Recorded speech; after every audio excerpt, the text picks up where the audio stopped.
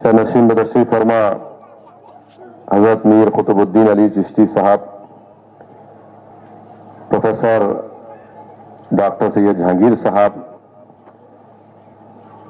मेरे भाई जनाब पीर साबिर साहब जनरल सेक्रेटरी जम्मियतुल उलमा, खादिम कुरान हाफिज अब्दुल गनी साहब,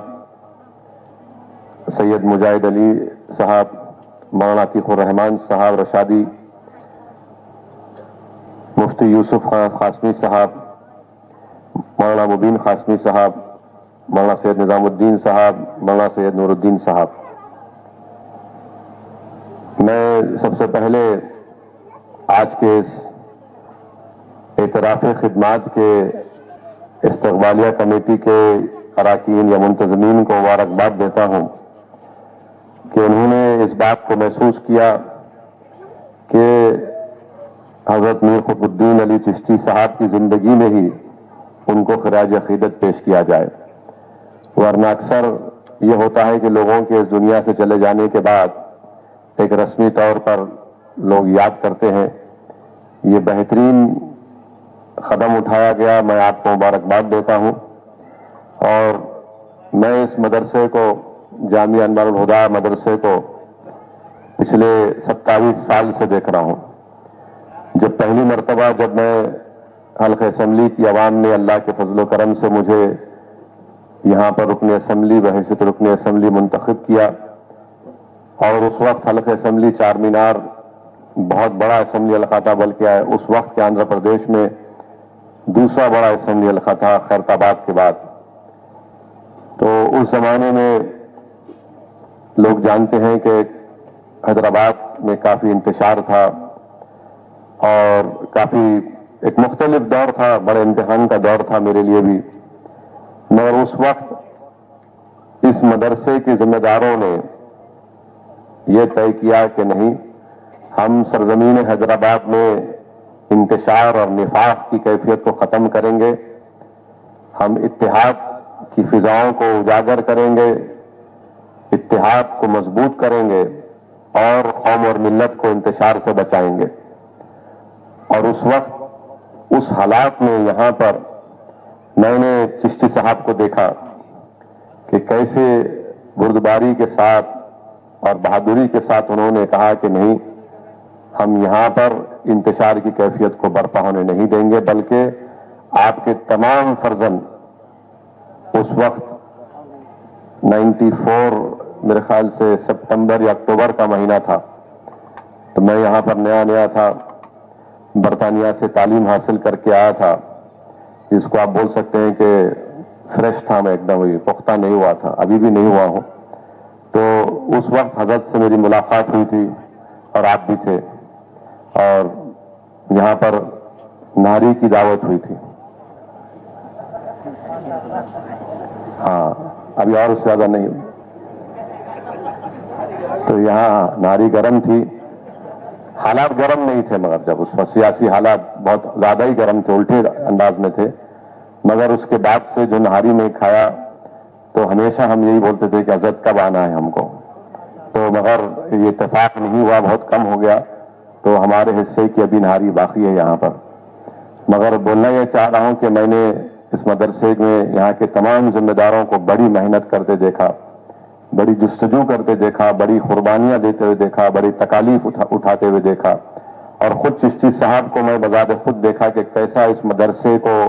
उठाने के लिए, यहाँ पर असातिज़ा के लिए, यहाँ के तुलबा के लिए, उनको कैसे यहाँ पर हाफिज़ कुरान बनाया जाए, आलिम दीन बनाया जाए, उनको मुफ्ती बनाया जाए, बड़ी मेहनत, बड़ी जुस्तजू की। और अगर अल्लाह सुब्हाना व तआला इस मदरसे की दरो दीवार को अगर अल्लाह ज़बान देगा,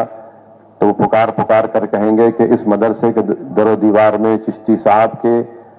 ना सिर्फ आंसुआं हैं, बल्कि इनकी मेहनत और इसार और कुर्बानी है। तो मैं हजरत को मुबारकबाद देता हूँ, उनके फर्जंदों को भी, और इस मदरसे से जुड़े हुए तमाम जिम्मेदारों को मुबारकबाद देता हूँ कि आप लोगों ने एक बेहतरीन इकदाम उठाया। और सिपासनामा में पढ़ रहा था, बड़ी खुशी की बात है, मुझे नहीं मालूम था कि हजरत की सदारत में दारुल भैंसा और बैतुल कागज नगर भी अल्हम्दुलिल्लाह कायम अमल में लाया गया। اور کاغذ نگر تو تلنگانہ کا سب سے پسماندہ علاقہ ہے، بہت پسماندہ علاقہ ہے، دور بھی بہت ہے،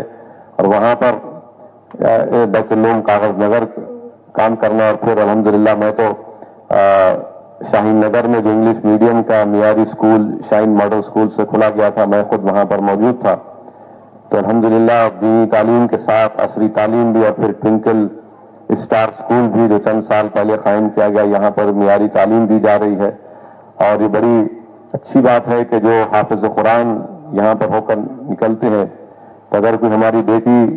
حافظ قرآن ہوتی ہے تو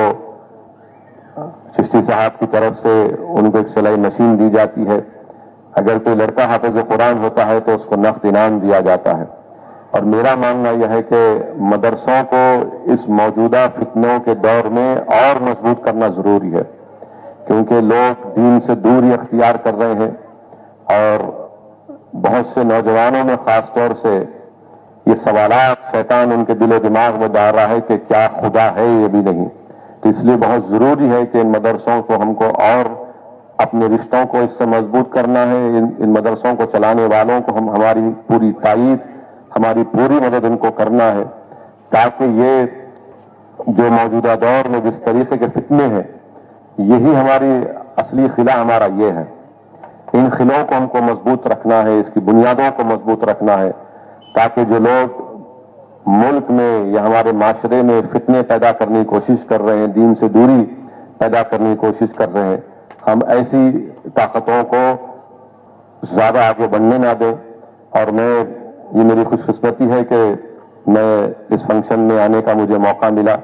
میں تو صرف اللہ سے دعا کرتا تھا اور کرتا رہوں گا کہ اللہ سبحانہ و تعالیٰ قطب الدین علی چشتی صاحب کو اللہ صحت دے،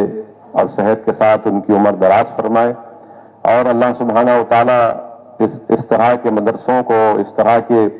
جو اسکول قائم کیے گئے، اس کو اللہ اپنے فضل سے نبی کریم صلی اللہ علیہ وسلم کے صدقے طفیل میں